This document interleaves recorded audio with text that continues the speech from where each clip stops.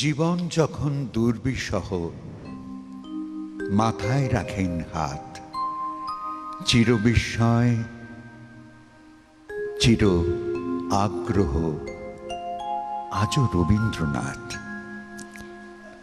যখন আমি অঘোর ঘুমে, যখন মধ্যরাত, তখন যাকে স্বপ্নে দেখি তিনি রবীন্দ্রনাথ। রবীন্দ্রনাথ আমাদের জীবনে এইভাবেই জুড়ে আছেন অঙ্গাঙ্গিকভাবে। আজ আমাদের কাব্যের অঙ্গনে অনুষ্ঠানে আমরা পেয়েছি একজন বিশিষ্ট মানুষকে, একজন বিশিষ্ট সুকথককে, যিনি তার কণ্ঠস্বরের মাধ্যমেই আমাদের মধ্যে, আমাদের প্রত্যেকের মধ্যে চিরস্মরণীয়। আমরা যার কণ্ঠস্বর শুনলেই বুঝতে পারি তিনি আর কেউ নন, শ্রী দেবাশিস বসু। দাদা প্রণাম, স্বাগত। আজ আমাদের কাব্যের অঙ্গনে আপনার উপস্থিতিতে আমরা নিজেদেরকে ধন্য মনে করছি দাদা। আমরা শুনবো আপনার অনেক কথা, শুনবো আপনার কাছ থেকে কবিতা এবং আরও অনেক কথা শুনবো যেখান থেকে আমরা সমৃদ্ধ হব। দাদা, প্রথমেই একটি বিষয় আমি লক্ষ্য করেছি, মাঝে মাঝেই যখন আপনার সঙ্গে কখনো সাক্ষাৎ হয়েছে দেখেছি আপনার যে ঝোলাটি থাকে সঙ্গে সেই ঝোলার মধ্যে একটি বই থাকবেই, সেটি হচ্ছে লিপিকা কাব্যগ্রন্থ। এটি কেন একটু জানতে চাইছিলাম। তার আগে আমার একটা বিনীত প্রশ্ন, কোনো ভদ্রলোকের ব্যাগের দিকে উঁকি দেওয়া ঠিক? এবার আমি উত্তরটা দিই, যখন সেই ভদ্রলোক অত্যন্ত কাছের মানুষ, মানে অত্যন্ত ভদ্রলোক, অত্যন্ত আমার একেবারে নিজের দাদা হন, তখন অবশ্যই উঁকি দিতে পারি। আসলে ঠিকই আমি বইটাতে উঁকি দিই, ভালো করে চেয়ে দেখব বলে। কারণ লিপিকা আমার জীবন দর্শন, যেমন পায়ে চলার পথ। এই তো পায়ে চলার পথ, এসেছে বনের মধ্যে দিয়ে মাঠে, মাঠের মধ্যে দিয়ে নদীর ধারে, খেয়া ঘাটের পাশে বটগাছ তলায়, তারপরে ওপারের ভাঙা ঘাট থেকে বেঁকে চলে গেছে গ্রামের মধ্যে, তারপরে তিসির ক্ষেতের ধার দিয়ে, আমবাগানের ছায়া দিয়ে, পদ্মদিঘির পাড় দিয়ে, রথতলার পাশ দিয়ে কোন গাঁয়ে গিয়ে পৌঁছেছে জানি নে।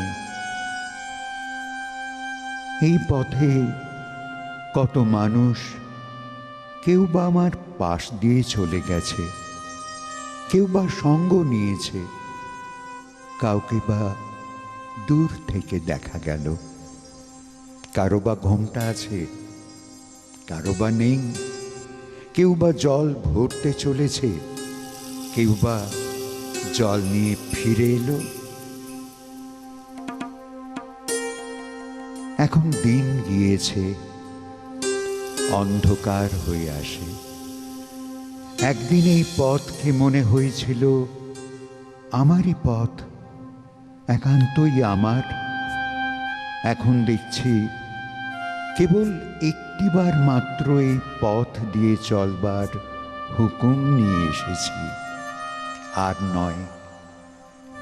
নেবুতলা উজিয়ে সেই পুকুর পাড়, দ্বাদশ দেউলের ঘাট, নদীর চর, গোয়ালবাড়ি, ধানের গোলা পেরিয়ে সেই চেনা চাউনি, চেনা কথা, চেনা মুখের মহলে আর একটিবারও ফিরে গিয়ে বলা হবে না, এই যে এ পথ যে চলার পথ, ফেরার পথ নয়।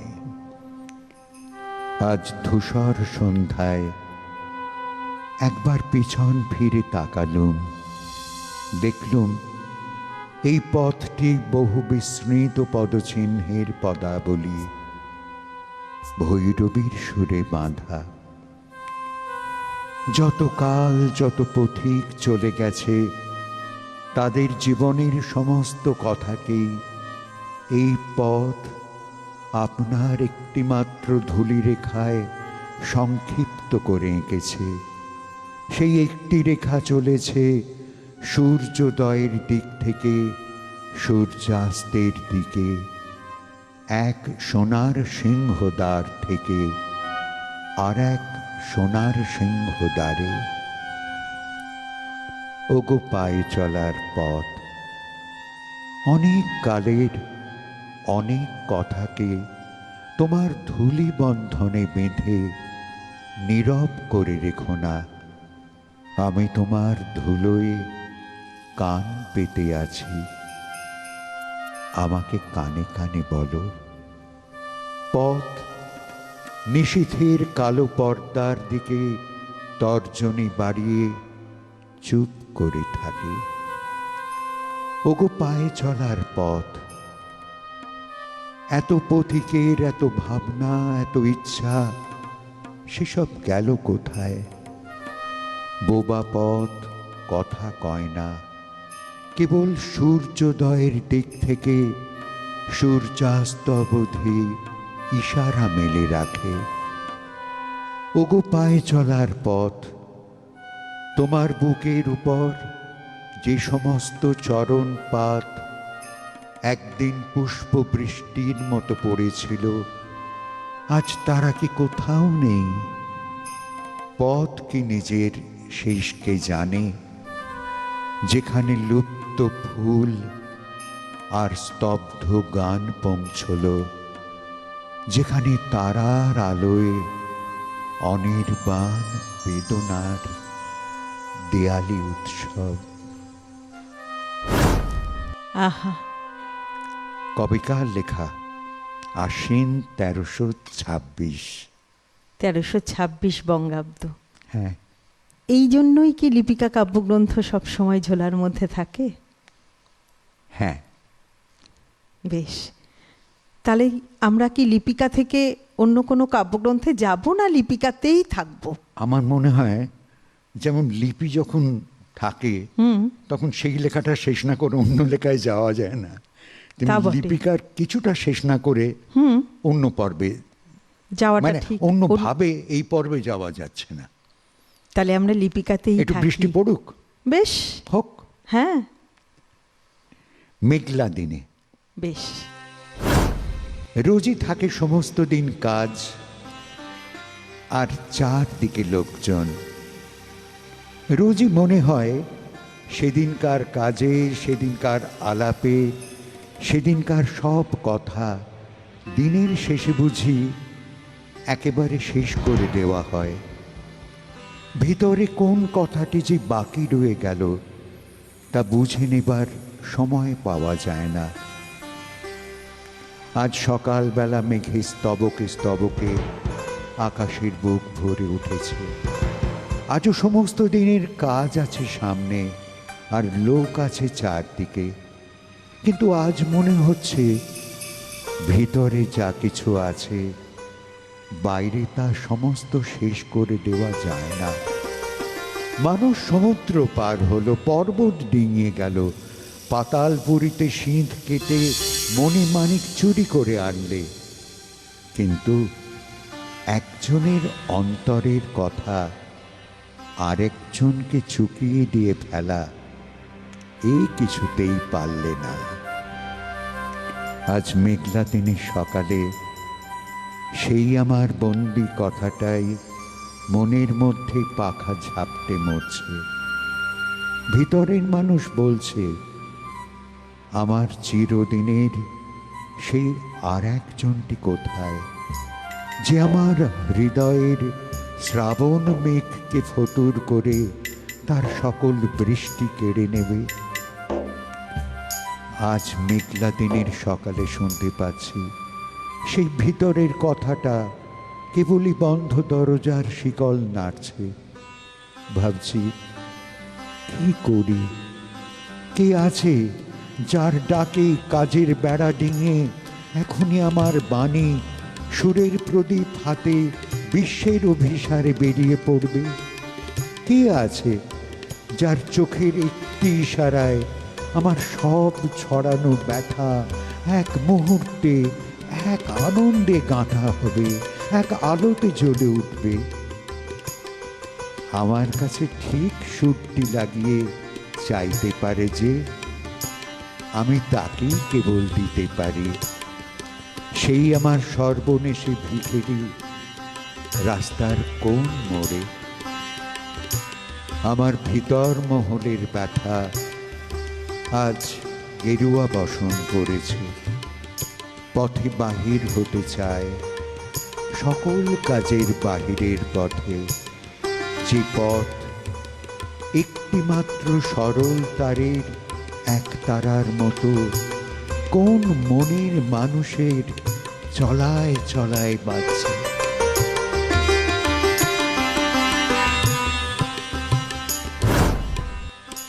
এমন উপস্থাপন আমরা তো তখনই শুনতে পাই যখন আমাদের মধ্যে উপস্থিত থাকেন শ্রী দেবাশিস বসু। কোনো বাড়ি যখন ভাঙা পড়ে না, প্রায় তো বাড়ি ভাঙা পড়ে, সেখানে নতুন বাড়ি হয়, আমি না হাঁ করে বাড়িটার দিকে তাকিয়ে থাকি, ভাববার চেষ্টা করি এখানে কত মানুষ থাকতেন, কত মানুষ কত স্বপ্ন নিয়ে চলে গেছেন।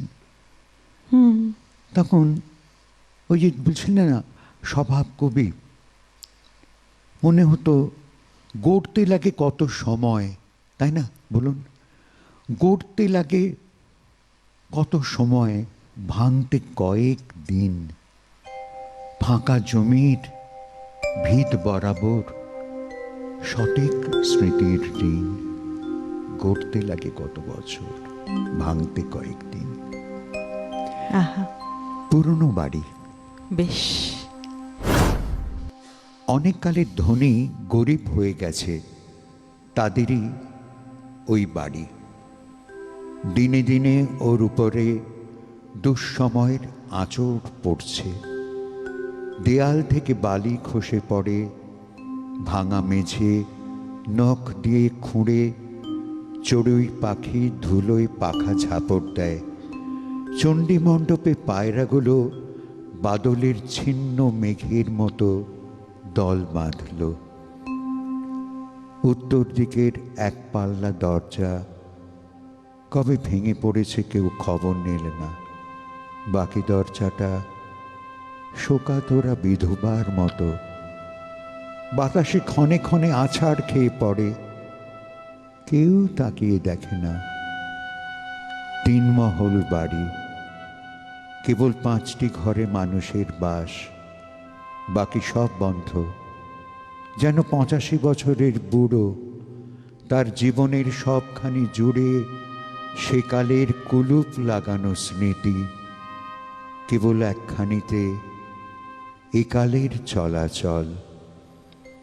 বালি ধসা ইট বের করা বাড়িটা তালি দেওয়া কাঁথা পরা উদাসীন পাগলার মতো রাস্তার ধারে দাঁড়িয়ে আপনাকেও দেখে না, অন্য কেউ দেখে না। একদিন ভোর রাত্রে ওই দিকে মেয়ের গলায় কান্না উঠল। শুনে বাড়ির যেটি শেষ ছেলে, শখের যাত্রায় রাধিকা সেজে যার দিন চলত, সে আজ 18 বছরে মারা গেল। কদিন মেয়েরা কাঁদল, তারপরে তাদের আর খবর নেই। তারপরে সকল দরজাতেই তালা পড়ল, কেবল উত্তর দিকের সেই একখানা অনাথা দরজা ভাঙেও না, বন্ধও হয় না। ব্যথিত হৃৎপিণ্ডের মতো বাতাসে ধড়াস ধড়াস করে আছাড় খায়। একদিন সেই বাড়িতে বিকেলে ছেলেদের গোলমাল শোনা গেল। দেখি বারান্দা থেকে লাল পেড়ে শাড়ি ঝুলছে। অনেকদিন পরে বাড়ির এক অংশে ভাড়াটে এসেছে। তার মাইনে অল্প, ছেলে মেয়ে বিস্তর। শ্রান্ত মা বিরক্ত হয়ে তাদের মারে, তারা মেঝেতে গড়াগড়ি দিয়ে কাঁদে। একটা আধবয়সী দাসী সমস্ত দিন খাটে আর গৃহিণীর সঙ্গে ঝগড়া করে বলে চলল, কিন্তু যায় না। বাড়ির ওই ভাগটায় রোজ একটু আধটু মেরামত চলছে। ফাটা সারসির উপর কাগজ আঁটা হলো, বারান্দায় রেলিংয়ের ফাঁকগুলোতে মাখারি বেঁধে দিলে, শোবার ঘরে ভাঙা জানলা ইঁট দিয়ে ঠেকিয়ে রাখলে। দেয়ালে চুনকাম হলো, কিন্তু কালো ছাপগুলোর আভাস ঢাকা পড়ল না। ছাদে আলসের পরে গামলায় একটা রোগা পাতাবাহারের গাছ হঠাৎ দেখা দিয়ে আকাশের কাছে লজ্জা পেলে। তার পাশেই ভিত ভেদ করে অশ্বত্থ গাছটি সিধে দাঁড়িয়ে, তার পাতাগুলো এদের দেখে যেন খিলখিল করে হাসতে লাগল। মস্ত ধনের মস্ত দারিদ্র তাকে ছোট হাতের ছোট কৌশলে ঢাকা দিতে গিয়ে তার আবরু গেল। কেবল উত্তর দিকের উজাড় ঘরটির দিকে কেউ তাকায়নি। তার সেই জোড় ভাঙা দরজা আজও কেবল বাতাসে আছড়ে পড়ছে হতভাগার বুক চাপড়ানির মতো। পুরনো বাড়ি। বিভোর হয়ে শুনছিলাম দাদা। মানে এই যে লিপিকা কাব্যগ্রন্থের এই যে বিষয়গুলো কবি উপস্থাপন করেছেন না, পরীক্ষা নিরীক্ষা করেছিলেন। হ্যাঁ, মানে প্রত্যেকটি, আপনি আগেও বললেন যে কবিতাগুলো, এটিও শুনলাম, প্রত্যেকটি কবিতায় কোথাও যেন কবির সেই একটি অন্বেষণ, কোথাও একটা সত্যি যে কথাটি বললেন, পরীক্ষা নিরীক্ষা। আগেই একটা ডিসক্লেমার করে নেওয়া উচিত ছিল, একটা হিন্ট দিয়েছিলাম, এবার সরাসরি বলছি আমার স্মৃতিশক্তি কম, .com-এর যুগে তো আরও কম। তাই সুস্মৃতিকে আমি পাশে রেখেছি, যার স্মৃতিশক্তি আমার থেকে বেশি। সে তো সময়ই বলবে। আমি লিপিকাতে সুস্মৃতিকে চাইছি, মানে ওর সহযোগী হব বলে। দেখ কিরকম হঠাৎ দেখা থেকে যদি আমি একটি চাউনিতে ঢুকে যাই কেমন হয়। এটা একটি চাউনি। আচ্ছা। গাড়িতে উঠবার সময় একটুখানি মুখ ফিরিয়ে সে আমাকে তার শেষ চাউনিটি দিয়ে গেছে। এই মস্ত সংসারে ওইটুকুকে আমি রাখি কোনখানে? দণ্ড পল মুহূর্ত অহরহ পা ফেলবে না এমন একটু জায়গা আমি পাই কোথায়? মেঘের সকল সোনার রং যে সন্ধ্যায় মিলিয়ে যায়, এই চাউনি কি সেই সন্ধ্যায় মিলিয়ে যাবে? নাগকেশরের সকল সোনালি রেণু যে বৃষ্টিতে ধুয়ে যায়, এও কি সেই বৃষ্টিতেই ধুয়ে যাবে? সংসারের হাজার জিনিসের মাঝখানে ছড়িয়ে থাকলে এ থাকবে কেন? হাজার কথার আবর্জনায়, হাজার বেদনা স্তূপে তার ওই এক চকিতের দান সংসারের আর সমস্তকে ছাড়িয়ে আমারই হাতে এসে পৌঁছেছে। একে আমি রাখব গানে গেঁথে, ছন্দে বেঁধে। আমি একে রাখব সৌন্দর্যের অমরাবতীতে। পৃথিবীতে রাজার প্রতাপ, ধনীর ঐশ্বর্য হয়েছে মরবারই জন্যে, কিন্তু চোখের জলে কি সেই অমৃত নেই যাতে এক নিমেষের চাউনিকে চিরকাল বাঁচিয়ে রাখতে পারে? গানের সুর বললে, আচ্ছা আমাকে দাও। আমি রাজার প্রতাপকে স্পর্শ করিনি, ধনীর ঐশ্বর্যকেও না, কিন্তু ওই ছোট জিনিসগুলি আমার চিরদিনের ধন। ওইগুলি দিয়েই আমি অসীমের গলার হার গাঁথি। প্রত্যেকটি উপস্থাপনই মিষ্টি, দারুণ মিষ্টি। আসলে আপনি মিষ্টি মানুষ। আপনি দ্বিপাক্ষিক। বেশ। মিনু মিনু পশ্চিমে মানুষ হয়েছে। ছেলেবেলায় ইঁদারার ধারে তুঁতের গাছে লুকিয়ে ফল পাড়তে যেত, আর অরোর খেতে যে বুড়ো মালিক ঘাস নিড়ত তার সঙ্গে ওর ছিল ভাব। বড় হয়ে জৌনপুরে হলো ওর বিয়ে। একটি ছেলে হয়ে মারা গেল। তারপর ডাক্তার বললে এও বাঁচে কি না বাঁচে। তখন তাকে কলকাতায় নিয়ে এলো। ওর অল্প বয়স, কাঁচা ফলটির মতো ওর কাঁচা প্রাণ পৃথিবীর বোঁটা শক্ত করে আঁকড়েছিল। যা কিছু কচি, যা কিছু সবুজ, যা কিছু সজীব, তারপরেই ওর বড় টান। আঙিনায় তার ৮-১০ হাত জমি, সেইটুকুতে তার বাগান। এই বাগানটি ছিল যেন তার কোলের ছেলে। তারই বেড়ার পরে যে ঝুমকো লতা লাগিয়েছিল, এইবার সেই লতার কুঁড়ির আভাস দিতেই সেই চলে এসেছে। পাড়ার সমস্ত পোষা এবং না পোষা কুকুরের অন্ন আর আদর ওরই বাড়িতে। তাদের মধ্যে সবচেয়ে যেটিকে সে ভালোবাসত, তার নাক ছিল খাঁদা, তার নাম ছিল ভোঁতা। তারই গলায় পরাবে বলে মিনু রঙিন পুঁতির মালা গাঁথতে বসেছিল। সেটা শেষ হলো না। যার কুকুর সে বলে, বৌদিদি এটিকে তুমি নিয়ে যাও। মিনু স্বামী বললে, বড় হাঙ্গাম, কাজ নেই। কলকাতার বাসায় দোতলার ঘরে মিনু শুয়ে থাকে। হিন্দুস্থানি দাই কাছে বসে কত কি বকে, সে খানিক শোনে, খানিক শোনে না। একদিন সারা রাত মিনুর ঘুম ছিল না। ভোরের আধার একটু যেই ফিকে হলো, সে দেখতে পেলে তার জানলার নিচিকার গোলক চাঁপার গাছটি ফুলে ভরে উঠেছে। তার একটু মৃদু গন্ধ মিনুর জানলার কাছটিতে এসে যেন জিজ্ঞাসা করলে, তুমি কেমন আছো?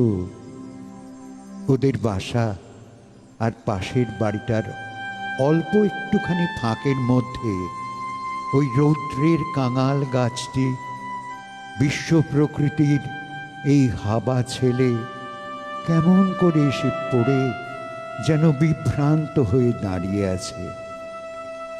ক্লান্ত মিনু বেলায় উঠত। উঠেই সেই গাছটির দিকে চেয়ে দেখত।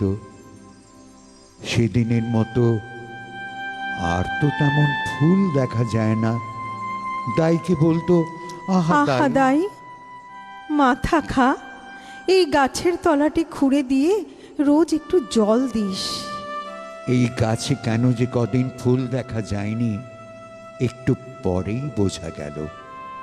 সকালের আলো তখন আধফোঁটা পদ্মের মতো সবে জাগছে। এমন সময় সাজিয়ে হাতে পূজারী ব্রাহ্মণ গাছটাকে ঝাঁকানি দিতে লাগলো, যেন খাজনা আদায়ের জন্য বর্গির পেয়াদা। মিনু দাইকে বললে, শীঘ্র ওই ঠাকুরকে একবার ডেকে আন। ব্রাহ্মণ আসতেই মিনু তাকে প্রণাম করে বললে, ঠাকুর, ফুল নিচ্ছ কার জন্যে? দেবতার জন্যে। মিনু বললে, দেবতা তো ওই ফুল স্বয়ং আমাকে পাঠিয়েছেন। তোমাকে? হ্যাঁ, আমাকে। তিনি যা দিয়েছেন সে তো ফিরিয়ে নেবেন বলে দেননি। ব্রাহ্মণ বিরক্ত হয়ে চলে গেল। পরের দিন ভোরে আবার সে যখন গাছ নাড়া দিতে শুরু করলে, তখন মিনু তার দাইকে বললে, ও দাই, এ তো আমি চোখে দেখতে পারি নে। পাশের ঘরের জানালার কাছে আমার বিছানা করে দে। পাশের ঘরে জানলার সামনে রায়চৌধুরীদের চৌতলা বাড়ি। মিনু তার স্বামীকে ডাকিয়ে এনে বললে, ওই দেখো দেখো, ওদের কি সুন্দর ছেলেটি, ওকে একটিবার আমার কোলে এনে দাও না। স্বামী বললে, গরিবের ঘরে ছেলে পাঠাবে কেন? মিনু বললে, শোনো একবার, ছোট ছেলের বেলায় কি ধনী গরিবের ভেদ আছে? সবার কোলেই ওদের রাজ সিংহাসন। স্বামী ফিরে এসে খবর দিলে, দারোয়ান বললে বাবুর সঙ্গে দেখা হবে না। পরের দিন বিকেলে মিনু দাইকে ডেকে বললে, ওই যে দেখ, বাগানে একলা বসে খেলছে, দৌড়ে যা, ওর হাতে এই সন্দেশটি দিয়ে আয়। সন্ধেবেলায় স্বামী এসে বললে, ওরা রাগ করেছে। কেন, কি হয়েছে? ওরা বলেছে দাই যদি ওদের বাগানে যায় তো পুলিশে ধরিয়ে দেবে। এক মুহূর্তে মিনুর দুই চোখ জলে ভেসে গেল। সে বললে, আমি দেখেছি দেখেছি, ওর হাত থেকে ওরা আমার সন্দেশ ছিনিয়ে নিলে, নিয়ে ওকে মারলে। এখানে আমি বাঁচব না, আমাকে নিয়ে যাও। রয়েছি কাব্যের অঙ্গনে অনুষ্ঠানে, আর আমাদের মধ্যে উপস্থিত রয়েছেন প্রখ্যাত বাচিক ব্যক্তিত্ব, সুকথক শ্রী দেবাশিস বসু, যার সঙ্গে একটা পর্বে অনুষ্ঠান বোধহয় বড্ড কম সময় মনে হয়। আমরা আশা রাখি দাদাকে আমরা আবারও পাব, আবারও আপনাদের কাছে দাদাকে তুলে ধরব। দেখুন, অন্তর থেকে বলছি, কাব্যের অঙ্গনে এই অনুষ্ঠানে আগামী কোনো পর্বে আসতে না পারলে আমি যে নিজেই নিরাশ হব। আপনাদের সঙ্গে দেখা হবে, কথা হবে, এটা কি কম? একদমই তাই, আর আমরাও রইলাম সেই অপেক্ষাতে। আপনারা যারা এই অনুষ্ঠানে অংশগ্রহণ করতে চাইছেন, অর্থাৎ কাব্যের অঙ্গনে অনুষ্ঠানে আপনারা যারা অংশগ্রহণ করতে চাইছেন, আপনারাও কিন্তু এখানে আসতে পারেন। অবশ্যই টেলিভিশন স্ক্রিনে যে নাম্বারটি যাচ্ছে যোগাযোগ করবার নাম্বার, সেই নাম্বারে ফোন করুন। ফোন করে এখানে অডিশন দিয়ে যদি আপনারা নির্বাচিত হতে পারেন, তবে অবশ্যই আপনারাও কিন্তু এই অনুষ্ঠানে অংশগ্রহণ করতে পারবেন। তাই আর দেরি না করে অবশ্যই যোগাযোগ করবার নাম্বার যেটি যাচ্ছে সেখানে ফোন করুন। অডিশন দিয়ে নির্বাচিত হয়ে আমাদের কাব্যের অঙ্গনে অনুষ্ঠানে অংশগ্রহণ করুন। সকলে খুব ভালো থাকবেন, সুস্থ থাকবেন, চোখ রাখুন আগামী পর্বে। নমস্কার।